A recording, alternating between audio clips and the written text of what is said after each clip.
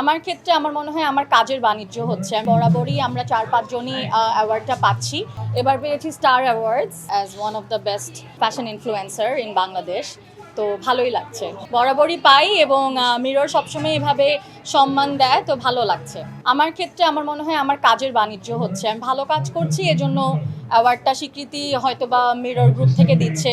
আমাদের সাথে তো আরও অনেক ইনফ্লুয়েন্সারও ওনাদের সাথে প্রমোশনাল কাজে আছেন, কিন্তু দেখা যায় যে বরাবরই আমরা 4-5 জনই অ্যাওয়ার্ডটা পাচ্ছি। মেবি কাজের স্বীকৃতিটা এভাবেই পাচ্ছি। তো যদি বাণিজ্য বলেন সেক্ষেত্রে আমি বলবো হচ্ছে কাজের বাণিজ্য হচ্ছে আমার ক্ষেত্রে বা আমাদের এই সেক্টরে। বাট আমাকে সব এরকম অ্যাওয়ার্ড শোতে দেখবেন না, যারা অ্যাকচুয়ালি আমাকে অ্যাওয়ার্ড দিতে চায় তাদের ক্ষেত্রেই আমি হচ্ছে অ্যাওয়ার্ডটা দিই, মানে অ্যাওয়ার্ডটা গ্রহণ করি। আচ্ছা, সবাইকে ঈদের শুভেচ্ছা, ঈদ মোবারক, সবাই ভালো থাকবেন এবং স্টে হেলদি বিকজ সামনে যেহেতু মানে কুরবানি ঈদ, এবং কুরবানি ঈদে দেখা যায় যে গরুর মাংসটা বেশি খাওয়া হবে। সো সবার একটু মানে হেলদি থাকতে হবে এবং বেশি গরুর মাংস খাওয়া যাবে না, খেতে হবে কম কম আর কি।